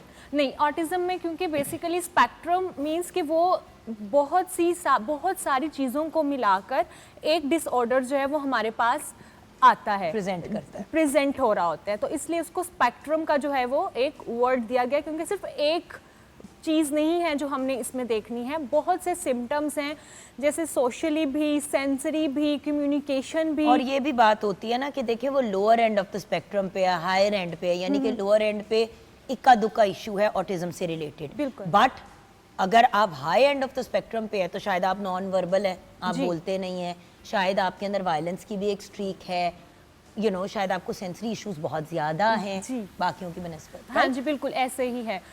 ये जो है वेरी कर रहा होता है, इसमें सिवियरिटी लेवल्स होते हैं, mild to moderate and moderate to severe. जो माइल्ड टू मॉडरेट होते हैं उनको हेल्प की ज़रूरत होती है बहुत ज़्यादा, बट वो ये है कि आप उनके जो सिम्टम्स होते हैं ना वो मैनेज जल्दी हो जाते हैं। लेकिन जो मॉडरेट टू सिवियर के साथ ऑटिस्टिक स्पेक्ट्रम पे बच्चा होगा उसके सिम्टम्स बहुत ज़्यादा जो है वो सिवियर हैं और उनको मैनेज करने में हमें बहुत टाइम भी लग सकता है। तो वो एक स्पेसिफिक टाइम सेट नहीं आप प्रोवाइड कर सकते कि इतनी देर में जो है वो बच्चा बोलना स्टार्ट कर देगा या लोगों के साथ इंटरेक्ट करना जो है वो शुरू कर देगा। ऑटिज़म में सबसे पहले जो है वो आपने देखना होता है कि बच्चे का रिस्पॉन्स ऑन नेम नहीं होता। आप उसको बुला रहे हैं, वो आपकी तरफ देखता भी नहीं है, उसका अपना एक वर्ल्ड है, वो अपने वर्ल्ड में होता है, बात नहीं करेगा। तो जो स्पेक्ट्रम में वो बोल नहीं पा रहा, बात नहीं कर पा रहा, रिस्पॉन्स ऑन नेम नहीं है।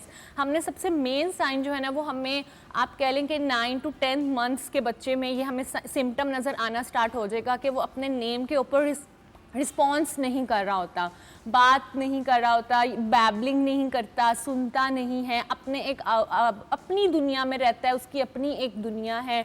फिर आई कांटेक्ट नहीं वो मेंटेन करता, अप्रोप्रिएट आई कांटेक्ट देखता नहीं है उसको, क्योंकि उसको पता नहीं है कि वो उसको बुलाया जा रहा है, उससे बात की जा रही है, तो वो आई कांटेक्ट नहीं मेंटेन करता।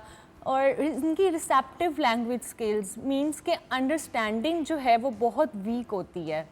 अच्छा, मज़ीद मैंने अभी बात करनी है of children on the spectrum. अभी हम व्यूअर्स सिर्फ ऑटिज़म से रिलेटेड बात कर रहे हैं और उसी चीज़ को हम आगे लेके जाएंगे। अच्छा, खुराक का इसमें कितना अमल दखल है ज़ैनू? आई थिंक डाइट जो है वो अपना 100% रोल प्ले करती है, चाहे वो हम किसी नॉर्मल ह्यूमन बीइंग के बारे में बात कर रहे हों या किसी एक ऐसे बच्चे के बारे में बात कर रहे हों जिसमें आप ऐसे साइंस एंड सिम्टम्स जो हैं वो देखना शुरू कर देते हैं।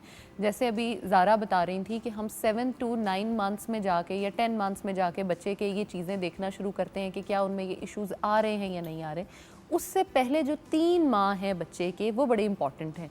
ऑफ कोर्स बर्थ के बाद से अगर वो अपनी ब्रेस्ट फीड पे था, मदर उसको जो है वो अपना दूध दे रही थी, तो वो तो डाइट एक मुकम्मल ग़िज़ा है, आपको उसके साथ और किसी चीज़ को ऐड ऑन करने की 6 माह तक ज़रूरत नहीं है, बल्कि पानी तक देने की ज़रूरत नहीं है। लेकिन अगर वो फार्मूला मिल्क्स पे है तो डॉक्टर से रुजू करते रहें। 2 से कम 2-2.5 माह बाद बच्चे को ज़रूर चेक करवाएं कि क्या जो आप उसको फार्मूला मिल्क दे रहे हैं उससे उसको कोई एलर्जीज़ तो नहीं हो रही, कोई उसकी बॉडी में ऐसी चेंजेस तो नहीं आ रही कि जो एक क्वेश्चन मार्क है, या उस चीज़ को डिस्कस करना चाहिए, या उसके बच्चे का जो है वो वॉमिटिंग तो नहीं हो रही, या वो बार बार जो एसिड रिफ्लक्स दूध का है बार बार वो तो नहीं फेंक रहा, पूप में ब्लड तो नहीं आ रहा। क्योंकि ये सारे साइंस एंड सिम्टम्स जो है ये लीड करते हैं आपकी इन बीमारियों की तरफ। क्योंकि हम जितने भी फार्मूला मिल्क्स देखते हैं उसमें शुगर का कंटेंट बहुत ज़्यादा होता है, और जितना आप बच्चे को हाई शुगर लेवल देना शुरू करते हैं उतना ज़्यादा ये चांसेस बनते जाते हैं कि आपके न्यूरोट्रांसमीटर्स जो हैं वो प्रॉपर तरीके से काम ना करें, अटेंशन लेवल्स जो है उनके वो नीचे जाना शुरू हो जाएं। अब बच्चों में आप ये देखें 6 माह के बाद उनको सॉफ्ट ड्रिंक्स तक देनी शुरू कर देते हैं। लेकिन जान देखो, ये तो आप बात कर रहे हैं एक जनरली एक पॉइंट ऑफ व्यू से। अब ऑटिज्म जिन बच्चों को होता है जो स्पेक्ट्रम पे होते हैं उनकी तो खुराक के बड़े इश्यूज होते हैं। बिल्कुल, आधी से ज़्यादा चीज़ें वो खाने के लिए तैयार नहीं होते, क्योंकि फ्लेवर्स एक चीज़ फील कैसे करती है अक्सर उनको खिलाना बहुत मुश्किल होता है। सबसे पहले ये है कि आपके ब्रेन का खाने को देख के रिसेप्टर्स जो रिलीज होते हैं या आपके जो एंजाइम्स सिक्रीट होते हैं उस खाने के लिए, वो सिक्रीट ही नहीं हो रहे होते। क्योंकि आप उस खाने में फॉर एग्जांपल आपके सामने फ्राइज़ पड़े हुए हैं या उबला हुआ आलू पड़ा हुआ है, वो बच्चा उसमें डिफ्रेंशिएट ही नहीं कर पा रहा होता, उसको नहीं पता कि इसका टेस्ट क्या था, और अगर उसने पहले कभी वो खाया था तो अब उसको शायद टेस्ट नहीं आ रहा होगा। बहुत सारे ऐसे बच्चे जो हैं वो फ्रूट्स नहीं खाते, वो फ्रूट्स से डर रहे होते हैं कि पता नहीं ये मेरी बॉडी में जाके क्या करेगा। एक वो बड़ा अब्रप्ट रिएक्शन देते हैं फ्रूट्स को देख के। स्पेशली जितने आपके सिट्रस फ्रूट्स होते हैं वो उनको देख के मुंह बनाते हैं, डरते हैं उनसे, उनको लगता है कि ये फ्रूट हमारे साथ पता नहीं क्या करेगा। दूसरा, अगर आप उनको वाकई बहुत ज़्यादा दूध वाली चीज़ों पे लेके जा रहे हो तो क्योंकि डेयरी जो है वो भी बच्चों में बहुत ज़्यादा ट्रिगर करता है आपकी जो है हाइपर एक्टिविटी को, इस तरह की जितनी भी आपके सिम्टम्स आ रहे होते हैं। तो आप बजाय इसके कि बच्चों को ये देखें कि दूध के ग्लास देने हैं, आप उसको पहले थोड़े से स्टार्ट कराओ। बिल्कुल सही। ऑटिस्टिक बच्चे का लाइफस्टाइल क्या होना चाहिए अगर आपको एक जादू की छड़ी मिल जाए? क्योंकि हाफ द टाइम जब मेरे किसी भी माहिर नफ्सियात से बात होती है, मैं जब रिसर्च भी पढ़ती हूँ, तो सबसे बड़ी फ्रस्ट्रेशन एक्सपर्ट्स की ये होती है कि जी हम जो गाइडेंस देते हैं वो फॉलो ही नहीं होती। हर बंदा अपने हिसाब से बच्चे को लेके चलता है, ऑब्वियसली क्योंकि पेरेंटिंग टेक्निक्स डिफरेंट होती हैं। लेकिन एक बच्चा जो स्पेक्ट्रम पे है और एक जो दूसरा बच्चा है उसमें बड़ा फ़र्क है। तो एक बच्चा जो स्पेक्ट्रम पे है उसकी लाइफ को कैसा होना चाहिए? जो ऑटिज़म के साथ जो ऑटिस्टिक मतलब क्या स्पोर्ट्स खिलवानी चाहिए, और अगर खिलवाएं तो कैसे खिलवाएं? अगर फॉर एग्जांपल खुराक है तो किस किस्म की खुराक रेकमेंडेड होती है? Then again keeping in mind के उनके मसाइल भी है ना। जी बिल्कुल। आप बच्चे को कह रहे हैं कि बेटे ये बैंगन आलू मैंने आपको खिलाने हैं, बच्चा हाथ ही नहीं लगा रहा क्योंकि उसका जो फील है वो इतनी ऑड सी है। क्योंकि बैंगन हम जैसा हम लोग तो खा लेंगे, लेकिन क्योंकि उसका एक टेक्सचर है तो वो बच्चे को इरिटेट करेगा, वो नहीं खाएगा या खाएगी। जो स्पेक्ट्रम के साथ बच्चा होता है ना, वो हम पेरेंट्स को रिकमेंड करते हैं कि उस बच्चे की जो एक रूटीन है ना वो स्ट्रक्चर्ड होनी चाहिए। पेरेंट्स का सबसे ज़्यादा जो कंसर्न आता है ना कि ये बात नहीं सुन रहा हमारी, या इसके बहुत ज़्यादा मेल्ट डाउन्स हैं, टेंट्रम्स हैं, तो उसमें हम पेरेंट को सबसे पहले गाइड करते हैं कि क्या बच्चा फारिग तो नहीं था, क्योंकि ऑब्वियसली जो स्पेक्ट्रम के साथ बच्चा है ना, उसकी जो अंडरस्टैंडिंग है वो इतनी स्ट्रॉन्ग नहीं है रादर देन एक नॉर्मल जो बच्चा है उसकी, जो ऑटिज़म स्पेक्ट्रम के साथ नहीं है।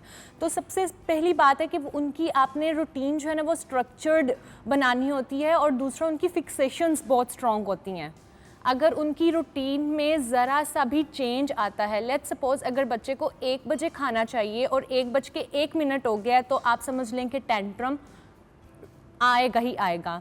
तो इसके लिए आप पहले से रेडी रहें कि आप बीइंग अ पेरेंट, आपको पता होता है कि ये वाला टाइम है जब हम बच्चे को दे रहे हैं खाना, तो बीइंग अ पेरेंट आप रेडी रहें कि इस टाइम पर हमने बच्चे को खाना प्रोवाइड करना है। लेकिन जान, अब खाने का भी तो बड़ा इशू होता है ना, आधी से ज़्यादा चीज़ें। अब देखिए, एक बच्चा जो स्पेक्ट्रम पे है वो है, 2 और बच्चे हैं, मियाँ बीवी हैं, एक पूरा ख़ानदान है, उस बच्चे के लिए बिल्कुल एक मुख्तलिफ़ किस्म की एक उसकी ज़िंदगी चल रही होती है। बट मैंने ऐसे भी लोग देखे हैं जो घर में बनता है वो अपने बच्चों को खिलाते हैं। बिल्कुल ऐसा है। अब इसमें जो है ना जुगन स्टार्टिंग में ही जो है हम रिकमेंड करते हैं कि बच्चे को थोड़ा थोड़ा, बेशक उसको, क्योंकि थेरेपीज़ में बच्चा आना स्टार्ट हो गया है, तो उसकी साथ साथ ऑक्यूपेशनल थेरेपी चल रही होती है। तो हमारा ये होता है कि हम पेरेंट को कहते हैं जो आप खिलाना चाहते हैं ना, आपका बच्चा जो नहीं खा रहा, आप वो लंच बॉक्स रेडी करके साथ भेज दें। हम उसको ऑक्यूपेशनल थेरेपी में उसके टेक्सचर्स के साथ उसको वो प्रोवाइड करना स्टार्ट कर देते हैं, जिससे ये होता है कि वो बच्चा आहिस्ता आहिस्ता घर में भी वो खाना जो है वो लेना स्टार्ट कर देता है। यानी कि ऐसे बच्चों के लिए थेरेपी बहुत ज़रूरी है। थेरेपी बहुत इंपॉर्टेंट है। बिहेवियर थेरेपी से मुराद क्या? देखो, फिजियोथेरेपी भी होती है, नफ्सियात की भी होती है, 1000 किस्म की थेरेपी होती है। जी, जो ऑटिस्टिक बच्चों के साथ थेरेपी चल रही होती है ना, वो कम्बिनेशन होता है 3 थेरेपीज़ का। बिहेवियर थेरेपी, जिसके अंदर जो है हम उनकी रिस्पॉन्स ऑन नेम के ऊपर काम कर रहे होते हैं, उनके बैठने के ऊपर काम कर रहे होते हैं, उनकी अंडरस्टैंडिंग के ऊपर काम कर रहे होते हैं। स्पीच थेरेपी होती है, जिसमें स्पीच थेरेपिस्ट जो होता है वो उन्हें ये सिखाता है कि बोलना कैसे है, उनकी स्पीच के ऊपर काम हो रहा होता है। थर्डली उनकी हो रही होती है ऑक्यूपेशनल थेरेपी, उसके अंदर उनके डिफरेंट उनके ऊपर जो है उसके अंदर जो है ना उनके डिफरेंट सेंसरी इश्यूज़ के ऊपर काम हो रहा होता है। जैसे एक बच्चा है, उसको ग्रास का टेक्सचर नहीं पसंद होगा, तो उसको ऑक्यूपेशनल थेरेपी में हम वो टेक्सचर्स प्रोवाइड करेंगे कि वो वहाँ पर उसको प्रोवाइड करेंगे, और फिर उसको हम आहिस्ता आहिस्ता जो है नेचुरल इन्वायरमेंट में लेकर जाएंगे। इसी तरह अगर खाने का है तो हम वो खाना ऑक्यूपेशनल थेरेपिस्ट को देते हैं, और वो टेक्सचर्स के साथ उसको थेरेपी में देना स्टार्ट करते हैं, और फिर वो हम खाने को घर की तरफ लेकर आते हैं। लेकिन ज़ैनब देखो, एक ये भी तो एलिमेंट है ना कि ऐसे बच्चों की डाइट प्लान जो है वो बड़ा मतलब एक पॉइंट ऑफ व्यू से न्यूट्रिशियस भी होना चाहिए। हमारे यहाँ तो आजकल जो बच्चे स्पेक्ट्रम पे नहीं भी हैं, जिनको ADHD नहीं भी हैं, वो या तो सिर्फ सफ़ेद चावल खाते हैं। मैंने इतने घरों में देखा है कि बच्चे सिर्फ एक प्लेट में उनको वाइट चावल डाल के दिए हुए और वही खा रहे हैं। और ये 12-12 साल के बच्चों को भी मैंने करते हुए देखा है। मैक्सिमम ऊपर दही डाल देंगे, चावल और दही। अच्छा, दूसरा एक बहुत बड़ा प्रॉब्लम कि नगेट्स हो गए, फ्राइज़ हो गए, बस ये बच्चों की टोटल खुराक है। तो जब आप ऐसे बच्चों को फ्रूट्स, वेजिटेबल्स और ये चीज़ें नहीं देंगे तो क्या होगा ज़ैनब? उनमें न्यूट्रिशनल डेफिशिएंसीज जो हैं वो इतनी ज़्यादा हो जाएंगी, जो कि लीडिंग कॉज होगा ADHD वाला जो बच्चा है उसके लिए। तो आप एक लाइफ थ्रेटनिंग जो है उसके लिए प्रॉब्लम्स क्रिएट कर रहे हैं, क्योंकि ऑलरेडी वो न्यूट्रिएंट डेफिशिएंट है। अगर आप उसको अभी भी न्यूट्रिशियस डाइट नहीं दोगे तो उसके प्रॉब्लम्स दिन ब दिन बढ़ते चले जाएंगे। फॉर एग्जांपल, उसको कौन से मल्टीविटामिन्स या न्यूट्रिएंट्स चाहिए? जिंक सबसे इम्पॉर्टेंट है उसकी ग्रोइंग एज में। एक नॉर्मल बच्चा जो है वो 7 साल तक अपना पूरा जो डेवलपमेंट है ब्रेन की वो पूरी कर चुका होता है, वो सीख चुका होता है उसने क्या करना है। लेकिन जो ये बच्चा है, चाहे वो ऑटिस्टिक है चाहे वो ADHD में है, उसकी ब्रेन डेवलपमेंट हो सकता है 7 साल में ना हो, 10 साल में हो सकता है 12 साल में हो। हर बच्चे का ये एक डिफरेंट एज ग्रुप है, उसने उसके अकॉर्डिंगली ग्रो करना है। अब अगर आप ये कहो कि आप उसके न्यूट्रिएंट्स जो हैं वो बिल्कुल वो कर दो जो एक नॉर्मल बच्चे के हैं, तो दैट इज़ नॉट पॉसिबल। उसको जिंक की ज़रूरत है, उसको B1 की ज़रूरत है, B6 की ज़रूरत है, B9, B12। आप देखो ना, जैसे कि मैं ये पढ़ रही हूँ कि there is no specific diet नहीं है जो ऑटिज़म के बच्चों के लिए होती है, लेकिन Yes. कुछ डाइटरी चेंजेस हैं जो उनके मसाइल को कम कर देती हैं, जैसे कि आप ऑटिस्टिक बच्चे को या ADHD के बच्चे को चीनी दे देंगे जी तो वो तो छत को बच जाएंगे आप जाके। बिग नो, हम सबसे पहले कहते हैं there is a big no for sugar. ADHD के बच्चे को तो बिल्कुल और भी इसमें आपने शक्कर शुगर और नहीं देनी। शहद भी इंक्लूडेड है। यस जी। नहीं देना। और मज़े की बात इसमें बताती हूँ, मैंने रिसर्च पढ़ी 2011 में, एक रिसर्च की गई थी, उसकी बिल्कुल डिफरेंट थे रिजल्ट्स, और जो 2023 और 24 में रिसर्च हुई है उसमें ये कहा गया है कि आपने जो हिडन शुगर्स हैं, जैसे आपके किसी कप केक में जा रही है या आपकी रोटी में जा रही है, आपने इवन उसको भी लिमिट करना उसको है। भी, और एटलीस्ट सिर्फ ऑटिज्म या ADHD के बच्चों के लिए नहीं, Normal आपका जो बच्चे भी। नॉर्मल बच्चा है ना, एज ग्रुप 1 to 3 इयर्स का जो बच्चा है, उसको भी आपने ये चीज़ें नहीं देनी। अच्छा, अब जब हम आगे बढ़ते हैं तो कहा जाता है कि एक मॉडिफाइड कीटोजेनिक डाइट आप ऑटिस्टिक बच्चों को दे सकते हैं। अब इसका मतलब मॉडिफाइड यस डाइटिंग वाली नहीं, जिसके अंदर एक मॉडरेट लेवल का होता है प्रोटीन, साथ में आपकी फैट का कंटेंट ज़रा ज़्यादा होता है, लेकिन वो भी गुड फैट्स होते हैं, जैसे कि देसी घी हो गया, मक्खन हो गया, ताकि पेट भी भरा रहे, और लो कार्बोहाइड्रेट जिसके अंदर आपके फल आ गए, सब्जियां आ गई, एंड उसके साथ आपने लीन प्रोटीन लिया। हम क्या करते हैं, अब नगेट जो आपने दुकान से खरीदा है, Yes. मैं क्या आपको बताऊंगी, चले अनम से पूछ लेते हैं। अनम, मुझे एक बात बताएं, नगेट जो मार्केट में जो डब्बों में मिलता है उसमें क्या क्या डला हुआ होता है? उसके अंदर बिल्कुल चिकन के साथ अलग फैट्स और होंगे, और प्रिजर्वेटिव्स भी होंगे, और मैदा? मैदा होगा, और शुगर कंटेंट भी होगा फॉर श्योर। अब बहुत से घरों में मैंने देखा है जिनके घर में बच्चा ऑटिस्टिक होता है, उनको नगेट्स फ्राई करके दे देते हैं बिल्कुल। और कहते हैं ये खाता ही सिर्फ ये है या ये खाती ही सिर्फ ये है। और बात ये है कि बीइंग अ शेफ आपको इस बात का पता है, बीइंग अ न्यूट्रिशनिस्ट आपको पता है, हम क्या करते हैं कि हमने अगर बात करनी है किसी बच्चे की ऑन द स्पेक्ट्रम, या कोई भी बच्चा किसी तरीके से कोई ऐसी कंडीशन से गुजर रहा है, तो हम उसकी खुराक को, उसकी एक्सरसाइज को, उसकी फिटनेस के ऊपर नहीं काम करते, सिर्फ एक थेरेपिस्ट के पास भेज देंगे कि भाई आप इसका दिमाग सेट कर दें। उस बच्चे को जिस्मानी एक्सरसाइज की भी ज़रूरत है, और एक बड़े केसेस में अकेला- फिजियोथेरेपी भी चाहिए होती है, बिल्कुल ऐसे ही है। वॉइस थेरेपी चाहिए होती है। Speech therapy चाहिए। Speech therapy, जिसकी हाँ। हम बात कर रहे थे, उसमें यही होता है कि आपने इनकी फिजिकल एक्टिविटीज़ जो हैं, जो स्पोर्ट्स एक्टिविटीज़ है, स्विमिंग हो जाए, क्रिकेट हो जाए, ये चीज़ें ज़रूर ऐड इन करनी है उनकी एक रूटीन में। अच्छा ज़रा हमें ब्रेक की तरफ जाना है, ब्रेक के बाद जब वापस आएंगे आप फिजिकल एक्टिविटी की तो बात करिए, लेकिन मुझे एक चीज़ याद आई, हमारे जानने वाले की एक इनके बेटे हैं, बहुत ही sweet young man, but on the spectrum and on the higher end of the spectrum, moderate to high. अच्छा, वो बच्चा जो है वो बोलता नहीं था, बट स्पोर्ट्स का उसको शौक था, लेकिन उसके अंदर एक बहुत अग्रेसिव स्ट्रीक थी और वो वायलेंट हो जाता था, जिसकी वजह से इवन हम जो फ्रेंड्स हैं उनकी, मैंने कहा भाई क्या बात है, ज़्यादातर बच्चे आपस में खेलेंगे क्या हो जाएगा, काफ़ी मदर्स ने घूम के कहा कि भाई हमने अपने बच्चों को, देखिए वो हमारा बच्चा है, वो घर है सारा कुछ, लेकिन स्पोर्ट्स में उसको नहीं डालना, क्योंकि उसको पता नहीं चलता ये किसी का सिर फाड़ देगा, तो अपने ही बेगाने हो जाते हैं। और ADHD के बच्चों में भी ज़्यादातर अग्रेशन होती है। तो ब्रेक की तरफ जाएंगे, ब्रेक के बाद जब वापस आएंगे तो जब बच्चे अग्रेसिव भी हैं और कुछ हद तक वायलेंट भी हैं, तो फिर उनको मेन स्ट्रीम में कैसे लेके आएँ, ये हम डिस्कस करेंगे ब्रेक के बाद।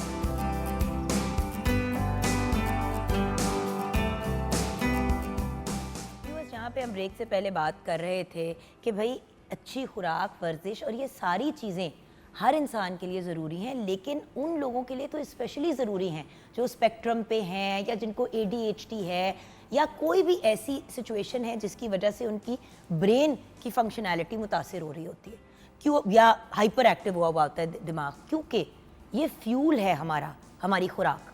और जब फ्यूल की बात करें तो देखिए, अगर आप इस तरह से तवा चिकन तैयार करते हैं, साथ में रुमाली रोटी जो बिल्कुल पतली सी एक रोटी है, साथ में रायता दे, सलाद दे, तो ये एक हेल्दी मील के ज़ुमरे में जाता है। आप ना ले रोटी, आप ले रोटी ना ले, आपने एक लेग पीस ले लिया, उसको सैलेड और रायते के साथ खा लिया। एग्जैक्टली, ये कंप्लीट मील है।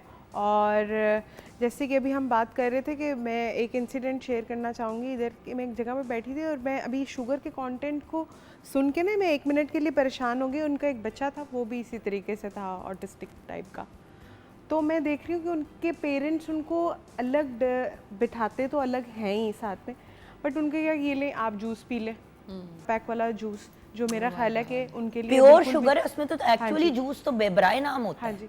और फिर थोड़ी जैसे उस बच्चे ने जूस पिया इसके थोड़ी देर बाद ही उसको बहुत ज़्यादा हाइपर हो गया, और फिर वो कभी किस बच्चे की तरफ जाके उसको तंग करे, कभी किस बच्चे को तंग करे। तो मेरा ख्याल है कि ये अपने बच्चों को जो थोड़े से ऑटिस्टिक टाइप के होते हैं उनको बच्चों के अंदर रखना चाहिए, उनको घुलना मिलना चाहिए। लेकिन देखिए, मैं भी एक माँ हूँ, ऑटिस्टिक बच्चा किसी के भी घर पैदा हो सकता है, इसमें कोई वो नहीं है कि इसको होगा उसका नहीं है। मुझे खुद ADHD है मॉडरेट लेवल की, और उस ज़माने की है जब पता ही नहीं था कि ADHD होता क्या है, और उसको कोई चीज़ रिकग्नाइज ही नहीं करते थे, बस कहते थे ये हाइपर बहुत है, ये हाइपर बहुत है, ये हाइपर बहुत है। जिस्म तो हाइपर था, दिमाग कितना हाइपर था, लेकिन किसी ने प्रॉपर तरीके से डील नहीं किया। अल्लाह का शुक्र है कि मैं स्पोर्ट्स बहुत खेलती थी, ये चीज़ें करती थी, तो गुजारा ज़िंदगी में निकल गया, लेकिन एंग्जाइटी कंट्रोल में नहीं आ पाई। सो व्यूअर्स, मेरी रिक्वेस्ट है आपसे कि जैसे कि अनम ने कहा कि ऐसे बच्चों को हमें मेन स्ट्रीम में लेके आना चाहिए, ताकि वो नॉर्मल स्कूल्स में जिस तरह बाकी बच्चे पढ़ते हैं पढ़े, अनलेस कोई स्पेसिफिक प्रॉब्लम हो। बल्कि ज़रा आप इसके बारे में अपना ओपिनियन दें, एंड मैं आपका भी ओपिनियन इस पर चाहूँगी, बिकॉज देखो एरिया ऑफ एक्सपर्टीज़ अपनी जगह, लेकिन हम एक इंसान है। ऑफ कोर्स, जैसे मुझे अफसोस होता है कि हमारे ट्रांसजेंडर बच्चे, जितने भी ट्रांसजेंडर बच्चे हैं, वो नॉर्मल स्कूल्स में क्यों नहीं पढ़ते? बिल्कुल पढ़ें वो, ताकि मेरे बच्चों को भी कोई अक्ल तमीज़ आए उठने बैठने की। लड़कों को, जब आप कोएड स्कूल की बात करते हैं तो लड़के लड़कियां एक दूसरे के साथ क्यों इंसान के बच्चे बनते हैं? क्योंकि वो एक साथ बड़े हो रहे होते हैं, पढ़ रहे होते हैं, लिख रहे होते हैं। इसी तरह अगर बच्चे जो ट्रांसजेंडर हैं या जो भी किसी तरीके से, ट्रांसजेंडर तो एक जेंडर हो गया, अब अगर हम बात करें ऑटिज्म की या किसी और चीज़ की, अगर ये बच्चे मेन स्ट्रीम का हिस्सा होंगे तो फिर आपका शऊर पैदा होगा ना ज़रा। जी, बेसिकली जुगन, जो ऑटिज़म के साथ बच्चा है ना, वो मेन स्ट्रीम, जो बच्चे हैं वो मेन स्ट्रीम जाते हैं, लेकिन उससे पहले हमें क्या करना होता है, हमने उससे पहले उनके जो सिम्टम्स हैं वो मैनेज करने होते हैं।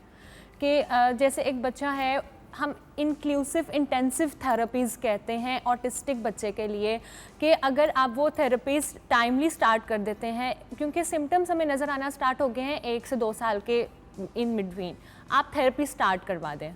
आप थेरेपी जब स्टार्ट करवाते हैं तो विद इन 2 to 3 years, अब इट ऑल्सो डिपेंड्स कि बच्चे का सिवेरिटी लेवल क्या है। अगर बच्चा प्रोफाउंड और बहुत सिवियर है तो मेन स्ट्रीम में जाना उसके लिए थोड़ा ज़्यादा, उसके जो चांसेस हैं वो कम है। क्यों कम है? क्योंकि ऑब्वियसली जो सिम्टम्स की मैनेजमेंट है उसको हम इतना ही मैनेज कर सकते हैं कि वो अपनी डेली लाइफ स्किल्स में या डेली लाइफ की एक्टिविटीज़ में इंडिपेंडेंट हो सके। क्योंकि जो ऑटिस्टिक बच्चे होते हैं वो विजुअल लर्नर्स होते हैं, उनके लिए आपको हर जो स्वेयर है तो वो तो बिल्कुल आपके चलते ही विजुअल एड्स के साथ हैं।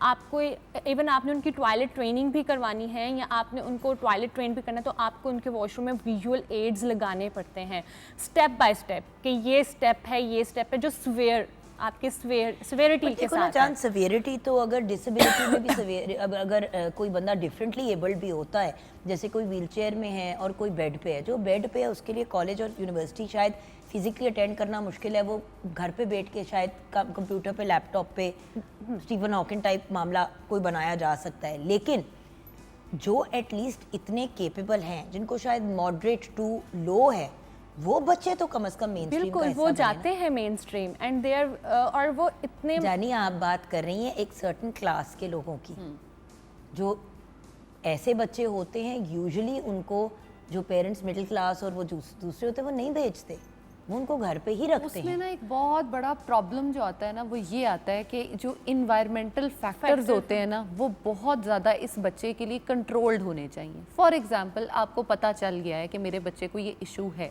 बजाय इसके कि आप उसको छुपाने के, आप खुद उस पर काटर ना कर पाने के, आप उसको सबसे पहले खुद समझें, देखें, सीखें।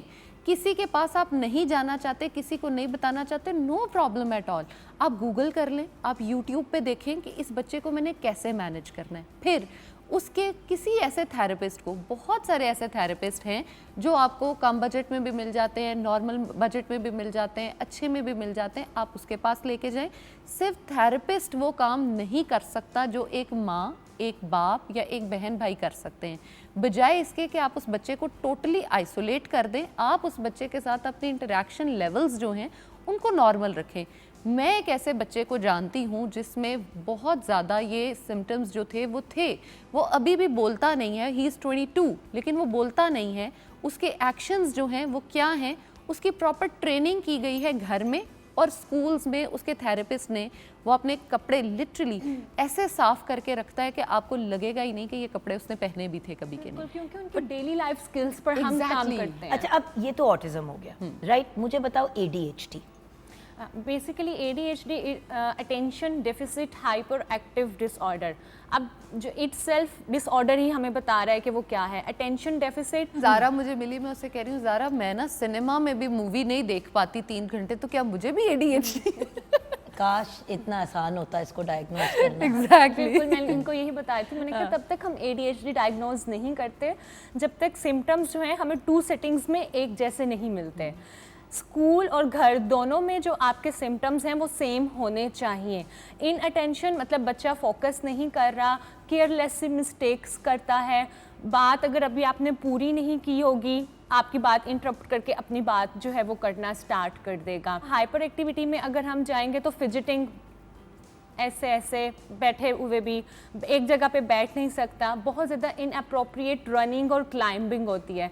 इवन जो बहुत सिवियरिटी के साथ आपका बच्चा है हाइपर एक्टिव डिसऑर्डर में, वो तो आपके दरख्त भी चढ़ जाएगा, आपके घर की दीवारें भी चढ़ जाएगा। तो इन बच्चों के साथ जो है वो हमें बहुत ही ज़्यादा केयरफुल रहना पड़ता है। ये एक जगह पे बैठ नहीं सकते, बहुत ज़्यादा एक्सेसिव टॉक्स होती हैं इनकी, और किसी भी एक काम के ऊपर इनका जो है वो फोकस नहीं होता। ये attention deficit hyper active disorder, और ये आपके जो सिम्टम्स हैं ये बिफोर 12 इयर्स, जब बच्चे के 12 साल के होने से पहले पहले जो है वो आपको नज़र आना स्टार्ट हो जाते हैं। बिल्कुल सही। तो आप इसके बारे में क्या एडिशन करना चाहिए? आपने वैसे तो खुराक के पॉइंट ऑफ व्यू से कहा कि जैसे चीनी नहीं खिलानी। देखिए अल्टीमेटली वही वाली बात आ जाती है, जब हम खाने की बात करते हैं, खुराक की बात करते हैं, तो मुझे तो मेरा एक बिलीफ सिस्टम है कि खुराक में शिफा है। यस। अब अगर आप इन बच्चों के अंदर वो वाली चीज़ खाने की डालेंगे ही नहीं जो उनको डिफोकस करती है, अब इसमें सिंपल कार्ब्स भी आ जाते हैं। आपने एक बच्चे को फॉर एग्जांपल पिज़्ज़ा बहुत ज़्यादा पसंद है, आपने उस बच्चे को लगाया हुआ है कि वो मैदे वाला जो है वो पिज़्ज़ा खा रहा है, तो आप उसको होल व्हीट में बना दें। आप उसको आटे की डो घर पे बनाएं, उसमें थोड़ा सा ज़्यादा चिकन डाल दें ताकि प्रोटीन कंटेंट अच्छा ऐड हो जाए। आप उसमें जो ऑयल यूज़ कर रहे हैं या जो सॉस यूज़ कर रहे हैं वो आप ऑलिव ऑयल में बना लें, कोकोनट ऑयल में बना लें, सरसों का तेल थोड़ा सा उसकी जो है वो नीचे जब आप पैन में डाल रहे हो उसमें कर दो, तो वही पिज़्ज़ा जो है वो एक अच्छे वे में आप उसको दे सकते हो। कुकीज़ मैदे की मिल रही हैं, आप उनको सूजी की बना के दे दो, बजाय इसके कि आप बच्चे की दे दो, आलमंड फ्लावर की दे दो। आप उसमें बादाम, काजू, पिस्ता उस बच्चे की डाइट में ऐड ऑन करो। आप 4 मग्स जो हैं, सीड्स जो हैं, फ्लैक्स सीड्स हैं, आप उनको ऐड ऑन कर सकते हो। ब्रेड बजाय आप मार्केट से ख़रीद के उनको white bread, brown whatsoever it is, मैं सेम कैटेगरी में डालती हूँ। आप ब्रेड को घर में बना सकते हो। आप उसमें जो है अपना आलमंड ले लो, फ्लोर ले लो, उसमें बनाना ऐड कर लो, आप उसमें नट्स डाल दो, सब डाल के बच्चे को दो, बच्चा शौक से खाएगा भी और उसके न्यूट्रिएंट्स जो हैं वो भी पूरे हो जाएंगे। पॉइंट मेरा ये था कि व्यूअर्स प्लीज़ फिज़िकल एक्सरसाइज के पॉइंट ऑफ व्यू से भी कोई बंदा होना चाहिए जो आपके बच्चे को देख रहा हो। A nutritionist, dietitian, a food technologist should be on board.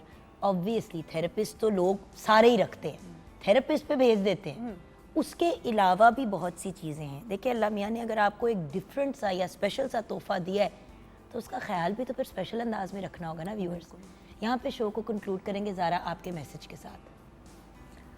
मैं पेरेंट्स को यही कहना चाहूँगी कि अगर आपका बच्चा ADHD के साथ है या किसी भी डिसेबिलिटी या कोई भी उसको इश्यूज़ हैं तो प्लीज़ उनका ख़ास ख्याल रखें, उनके लिए ख़ास डाइट और ख़ास चीज़ों के साथ उनको लेकर चलें।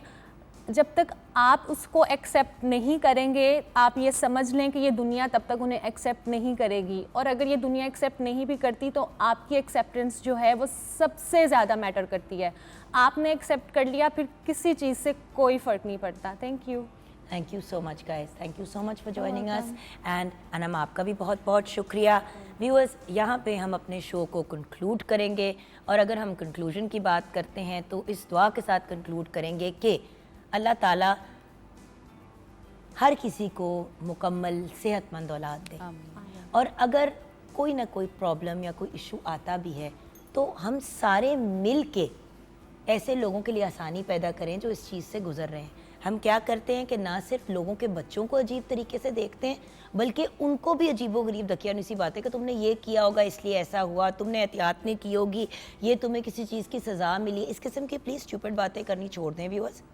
इन चीज़ों का फ़ैसला हमारे रब ने करना है, आपने और मैंने नहीं करना। हमने पॉजिटिविटी के साथ चलना है, अपने बच्चों को एक सेहतमंद पॉजिटिव ज़िंदगी देनी है और उसके लिए हम सबको एफर्ट्स करने हैं as a society also and as parents also. अपना ख्याल रखिएगा। खुदा हाफिज़।